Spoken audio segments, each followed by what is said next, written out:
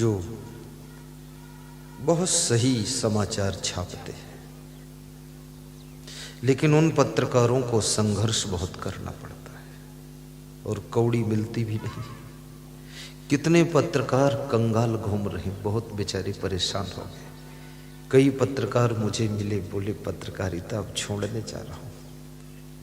तुमने कहा क्यों? बोले पूरा कंगाल हो चुके। तुमने कहा छोड़कर भी क्या करोगे? अब 20 साल कर ही चुके हो, पत्रकारिता भी करो, साथ साथ में पार्ट टाइम में बिजनेस भी करो। बोले ठीक है। मैंने कहा पत्रकारिता छोड़ोगे तो खतरा ज्यादा है, क्योंकि जिनके जिनके बारे में तुमने सही सही छापा है वे सब अंदर दुश्मनी बनाकर बैठे, और पत्रकारिता की तलवार को डाल दोगे तब वे तुमको दबोच लेंगे। इसलिए ये तलवार लोगों को डरा कर रखी है, इसको हाथ में पकड़े रहना, पार्ट टाइम बिजनेस करते रहना, कंगाली दूर हो जाएगी और जिंदगी भर पत्रकार भी बने रहो। किसी काम को तुमने शुरू किया है, जल्दी छोड़ने में भी खतरा है, और तुम छोड़ दोगे तुम्हारे पीछे बहुत से लोग डिस्टर्ब हो जाएंगे। अभी जैसे मैं प्रवचन बंद कर दूं, करोड़ों लोग डिस्टर्ब हो जाएंगे। करोड़ों एक दो नहीं, 14 करोड़ 85 लाख लोग मोबाइल के यूट्यूब में सत्संग सुनते हैं पूरे विश्व में रोज। एक दिन का ये व्यूअर संख्या है, और टीवी में भी 10-15 करोड़ सुनते होंगे। और एकदम प्रवचन बंद कर दूं, आंखें बंद कर लूं, आराम करने लग जाऊं तो लोगों को धक्का लग जाएगा। क्या बात हो गई, क्या बात, मर गए कि जिंदा है? हाँ, क्योंकि प्रवचन से लोगों को जिंदगी जीने में सुख मिलता है।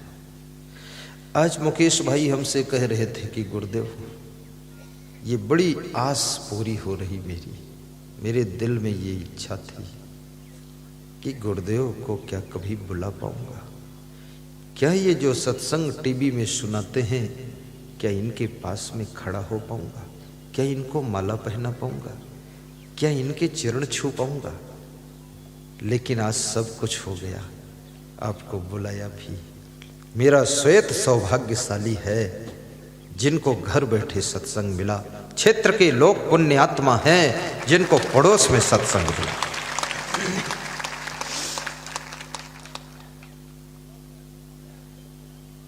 तो नीतिकार होना कठिन है, और विदुर जी नीतिकार थे। तो विदुर को दुर्योधन ने राजमहल से बाहर निकाल दिया था।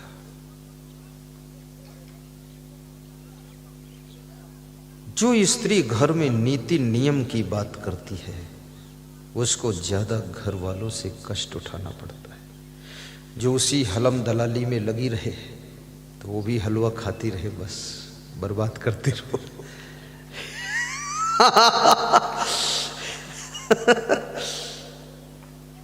राजनीतिक पार्टियों में भी जो बहुत नीति नियम की बात नेता करता है उसको बड़े कष्ट उठाने पड़ते हैं, क्योंकि वहां भी सब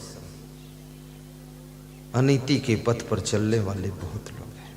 देश चाहे भाड़ में चला जाए, अपनी कुर्सी बचनी चाहिए, अपना पद बचना चाहिए।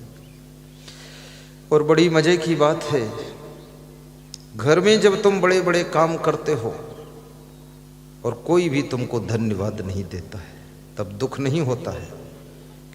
लेकिन इतने बड़े काम करने के बाद भी घर के लोग जब तुमसे वाद विवाद करते हैं तब तुम्हारी आत्मा को बहुत दुख हो जाता है कि कम से कम धन्यवाद नहीं दिया, लेकिन वाद विवाद कर रहे हैं। ये तो बहुत पीड़ा की बात है। आज इस भारत देश के अंदर राम मंदिर बनने की संभावना बिल्कुल नहीं थी, लेकिन चुपचाप राम मंदिर बनने का रास्ता साफ हुआ। कितने लोगों ने रास्ता साफ करने वालों को धन्यवाद दिया है। लोग धन्यवाद देने में भी डरे हुए हैं। कई लोग तो इसलिए धन्यवाद नहीं देते कि धन्यवाद दूंगा तो मेरी कुर्सी खिसक जाएगी, मेरा वोट बैंक खिसक जाएगा। छोड़ो वोट की चिंता, अच्छे काम करने वालों को धन्यवाद दीजिए। और धन्यवाद यदि नहीं दे सकते हो तो कम से कम उनसे वाद विवाद न कीजिए, देश का काम करने दीजिए। याद रखना, न तुम रहोगे न हम रहेंगे, लेकिन देश में देशवासी रहेंगे तो देश की व्यवस्था अच्छी होनी चाहिए, देश सुरक्षित होना चाहिए। फिर मौत तो सभी की आती है। तुम कुर्सी बचाने में लगे हो, खुद को नहीं बचा पाओगे, क्योंकि तुम्हें जब मौत आएगी और मौत तुमको मारेगी और तुम मरोगे तो कुर्सी कैसे बचेगी? इसको सोचो जरा। जब तुम ही नहीं बचने वाले हो तो कुर्सी का तो सवाल ही नहीं। इसलिए जब हमें ही जाना है संसार से, तो इस संसार में कुछ ऐसा करके जाना है जो हमारे जाने के बाद भी हमारे देश के लोग शांति से रह सकें और देश हमारा सुरक्षित रह सके।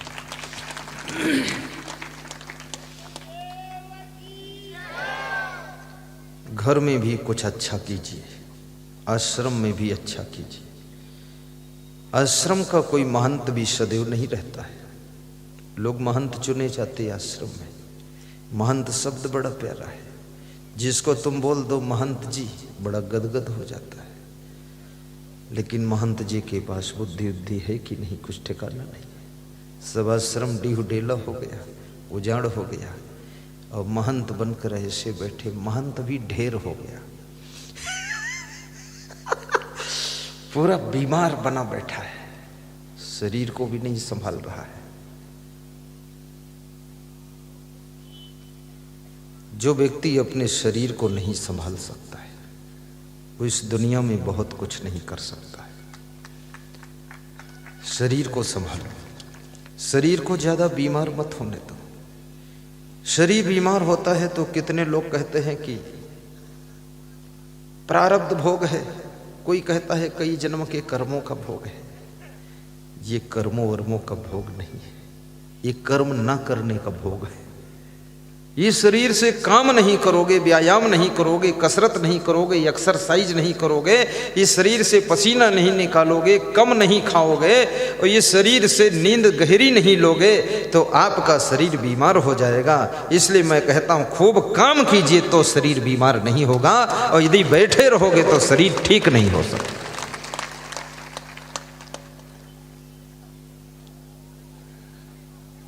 महिलाएं खुश हो रही कि अब खूब काम करूंगी कल से।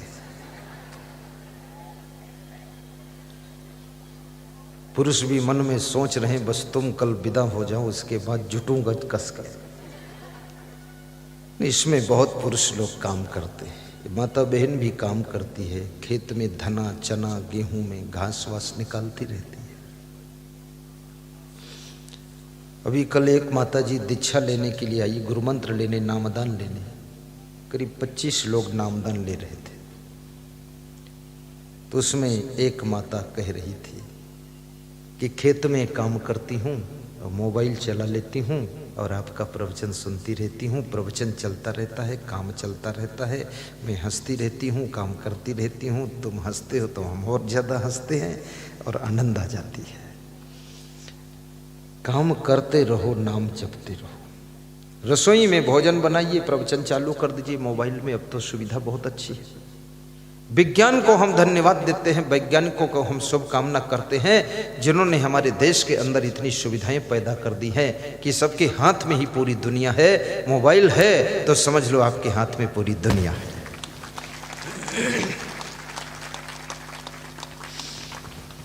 टीवी में प्रवचन तो रात को 9 बजे ही आता है, बीच में आता नहीं। और टीवी के सामने हर समय तुम बैठ सकते नहीं, लेकिन मोबाइल हर समय साथ में रख सकते हो। सत्संग की गंगा बहती है गुरुदेव आपके चरणों में, फल मिलता है सब तीर्थ का गुरुदेव आपके चरणों।